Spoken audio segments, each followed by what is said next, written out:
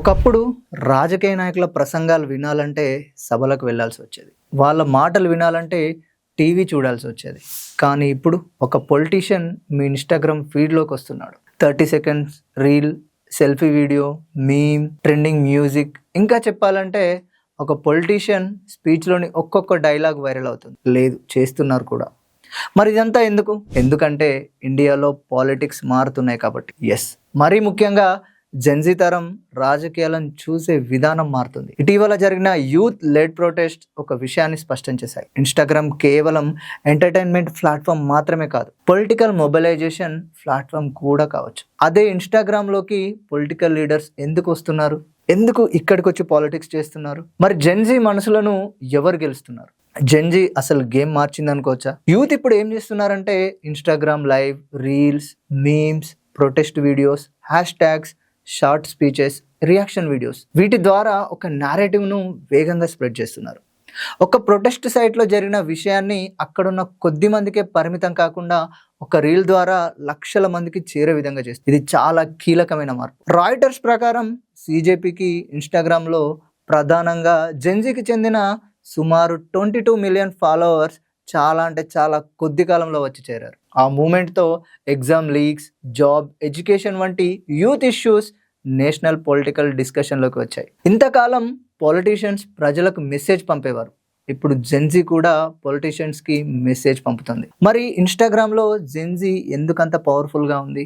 Meta company 2026లో విడుదల చేసిన India focus research ప్రకారం 89% జెన్జీ యూజర్స్ రోజు రీల్స్ను ఉపయోగిస్తున్నారని ఆ సంస్థ పేర్కొంది. ఇది మెటా కమిషన్డ్ ఇప్సాస్ రీసెర్చ్ అని కూడా స్పష్టంగా చెప్పాలి. అంటే జెన్జీకి లాంగ్ స్పీచ్లు అవసరం లేదు, షార్ట్ వీడియో అయితే సరిపోతుంది. మేనిఫెస్టోలో ఏముందో కాకుండా ఇన్ఫోగ్రాఫిక్ కావాలి, ప్రెస్ కాన్ఫరెన్సులు కాదు, సెల్ఫీ వీడియోలో మీరేం చెప్తున్నారు, పొలిటికల్ లెక్చరర్స్ కాదు, మీమ్, రీల్స్, ఇవే ఇప్పుడు జెన్జీని అట్రాక్ట్ చేస్తున్నాయి. ఇది పొలిటీషియన్స్కి చాలా పెద్ద సిగ్నల్. ప్రధాని నరేంద్ర మోడీ ఇప్పుడు యూత్ అవుట్రీచ్ కోసం ఇన్స్టాగ్రామ్ను మరింత అగ్రెసివ్గా ఉపయోగిస్తున్నారని లేటెస్ట్ రిపోర్ట్స్ చెప్తున్నాయి. 2026 జూలైలో మోడీ తన మినిస్టర్స్తో మాట్లాడుతూ ఇన్స్టాగ్రామ్లో యూత్తో ఎంగేజ్ అవ్వాలని, రీల్స్ చేయాలని, ఇంటరాక్టివ్ సెషన్స్ నిర్వహించాలని సూచించినట్లు ఎన్డీటీవీ నివేదించింది. అంతేకాదు, జెన్జీ ప్రొటెస్ట్ తర్వాత మోడీ ఇన్స్టాగ్రామ్లో ఒక సెల్ఫ్ స్టైల్ వీడియో చేశారు. రాయిటర్స్ ప్రకారం ఆ వీడియోలో స్టూడెంట్స్ ఎదుర్కొంటున్న సమస్యలపై ఆయన స్పందిస్తూ కరెక్టివ్ స్టెప్స్ తీసుకుంటామని చెప్పారు.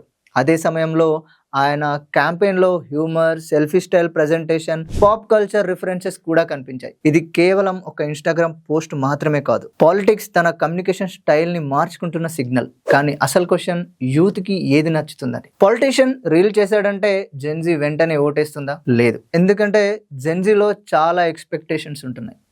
నాతో నా భాషలో మాట్లాడండి, కానీ నన్ను మ్యానిపులేట్ చేయడానికి ప్రయత్నించొద్దు.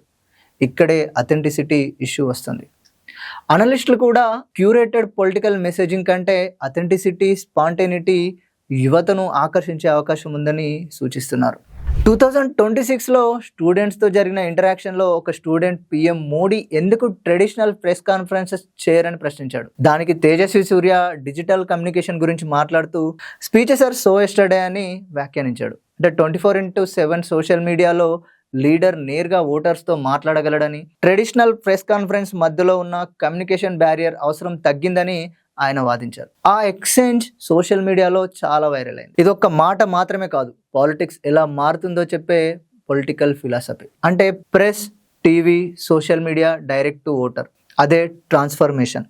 రాహుల్ గాంధీ కూడా యువత సోషల్ మీడియా కన్జంప్షన్ గురించి మాట్లాడారు. 2024లో ఆయన ఒక స్పీచ్లో భారత యువత ఇన్స్టాగ్రామ్ రీల్స్ను గంటల తరబడి చూస్తుందని పేర్కొంటూ అటెన్షన్ డైవర్షన్ గురించి బీజేపీపై విమర్శలు చేశారు. ఇది ఇంట్రెస్టింగ్ కాంట్రడిక్షన్. ఒకవైపు రీల్స్ యూత్ డిస్ట్రాక్షన్ అని క్రిటిసిజం, మరోవైపు అదే రీల్స్ యూత్ అవుట్రీచ్కి పొలిటికల్ వెపన్. దీనికి సౌత్ ఇండియాలో విజయ్ ఒక ఎగ్జాంపుల్. విజయ్ రాజకీయాల్లోకి వచ్చినప్పుడు అతని ఎగ్జిస్టింగ్ ఫ్యాన్ బేస్ పెద్ద అడ్వాంటేజ్ అయింది. 2026 తమిళనాడు పొలిటికల్ క్యాంపెయిన్ అనాలసిస్ ప్రకారం టీవీకే కంటెంట్లో short videos, emotional moments, shareable clips, memes, Instagram reels, WhatsApp distribution వంటి స్ట్రాటజీస్ చాలా యూజ్ చేశారు. ఒక మార్కెటింగ్ అనాలసిస్ ప్రకారం టీవీకే ఇంటర్నెట్ బిహేవియర్ను చాలా అంటే చాలా ఎఫెక్టివ్గా అండర్స్టాండ్ చేసిందని, ఇన్స్టాగ్రామ్తో యూత్ను రీచ్ చేసి వాట్సాప్ ద్వారా ఫ్యాన్ నెట్వర్క్స్ను డిస్ట్రిబ్యూషన్ సిస్టమ్గా ఉపయోగించిందని పేర్కొంది.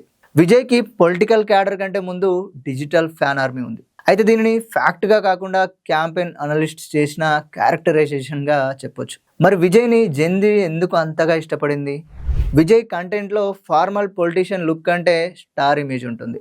లాంగ్ స్పీచ్ కంటే షార్ట్ పంచ్ లైన్ డైలాగ్స్ ఉంటాయి. పాలసీ డాక్యుమెంట్ కంటే ఎమోషన్ ఉంటుంది. ట్రెడిషనల్ ర్యాలీస్ కంటే విజువల్ స్పెక్టాకిల్ ఉంటాయి.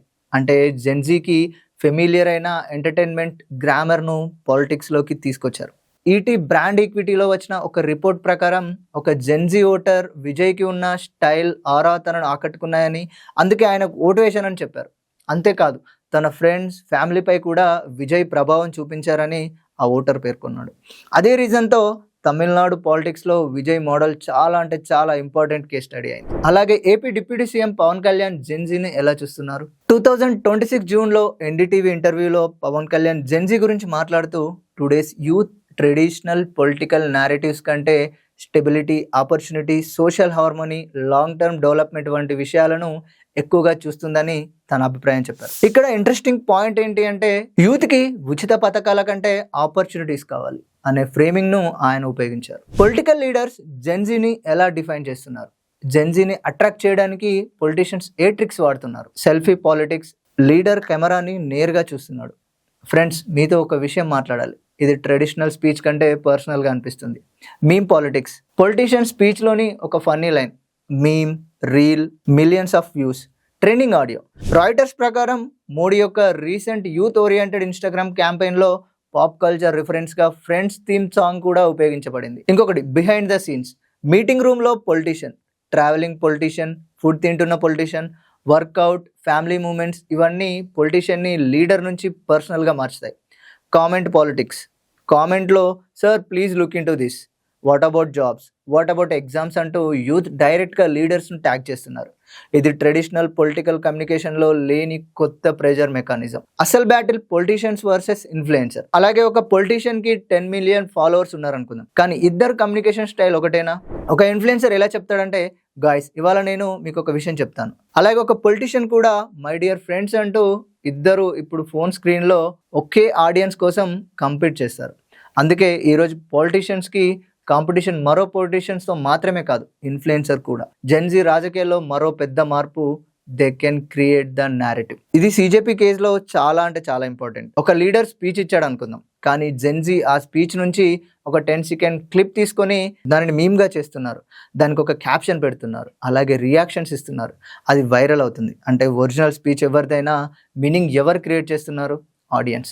ఇదే సోషల్ మీడియా పాలిటిక్స్లో అసలు పవర్ షిఫ్ట్. కానీ ఇక్కడ ఒక సమస్య కూడా ఉంది. Fake news, fake statement, AI voice, deep fake video, millions of views, context collapse అవుతుంది. ఒక పొలిటీషియన్ 30 మినిట్స్ స్పీచ్ ఇచ్చాడు అనుకుందాం, అందులోని 8 సెకండ్ క్లిప్ మాత్రమే వైరల్ అవుతూ మిగతా కాంటెక్స్ట్ అంతా గాయబవుతుంది. ఈకో చాంబర్స్, మీరు ఏ ఐడియాలజీ కంటెంట్ చూస్తే అల్గారిథం మళ్ళీ అదే ఐడియాలజీకి సంబంధించిన కంటెంట్ చూపిస్తుంది. అప్పుడు మీకు మొత్తం ఇండియా కనిపించదు. అల్గారిథం మీకు ఇండియాలో ఒక వర్షన్ మాత్రమే చూపిస్తుంది. పొలిటికల్ అంప్లిఫికేషన్ పై అకాడమిక్ రీసెర్చ్ కూడా సోషల్ మీడియా క్యాంపెయిన్స్ మెసేజెస్ను రిపీటెడ్లీ రీఫేమ్, ఆంప్లిఫై చేయగలవని, దాంతో పొలిటికల్ డివైడ్ నిజంగా ఉన్నదానికంటే మరింత పెద్దదిగా కనిపించే అవకాశం ఉందని సూచిస్తుంది. ఇక్కడ ఇంకొక ముఖ్యమైన ప్రశ్న ఉంది. భారతదేశంలో 2029 ఎన్నికలకు ముందు ఫస్ట్ టైం ఓటర్స్ ఎవరు? వాళ్ళలో మెజారిటీ ఎవరంటే జెన్జీ. వాళ్ళు రాజకీయాలను న్యూస్ పేపర్లో, టీవీ డిబేట్స్లో చూడడం లేదు, ఇన్స్టాగ్రామ్లో చూస్తున్నారు, యూట్యూబ్లో చూస్తున్నారు, వాట్సాప్లో షేర్ చేస్తున్నారు, మీమ్స్లో డిస్కస్ చేస్తున్నారు, ఇన్ఫ్లుయెన్సర్స్తో ఆర్గ్యూ చేస్తున్నారు. అందుకే పొలిటికల్ పార్టీస్కి ఇప్పుడు ఒక కొత్త క్వశ్చన్, మా మేనిఫెస్టో ఏంటి అనే కంటే ముందు మా కంటెంట్ ఎవరు చూస్తున్నారు అన్నదే ఇప్పుడు ముఖ్యం. ఈ స్టోరీలో అసలు ఇంకొక ట్విస్ట్ ఏంటంటే, ఇప్పటి వరకు పొలిటీషియన్స్ సోషల్ మీడియాను ఉపయోగించారు, ఇప్పుడు జెన్జీ కూడా అదే సోషల్ మీడియాను ఉపయోగించి పొలిటీషియన్స్ని ప్రశ్నిస్తుంది. అంటే రాజకీయ నాయకులు ఇన్స్టాగ్రామ్ని కంట్రోల్ చేయాలని చూస్తున్నారా, లేక ఇన్స్టాగ్రామ్ పాలిటిక్స్ని మార్చేస్తుందా? 2029లో దీనికి ఆన్సర్ కనిపించవచ్చు. ఎందుకంటే next political battle field parliament మాత్రమే కాదు, మన స్మార్ట్ ఫోన్ స్క్రీన్ కూడా అవుతుంది.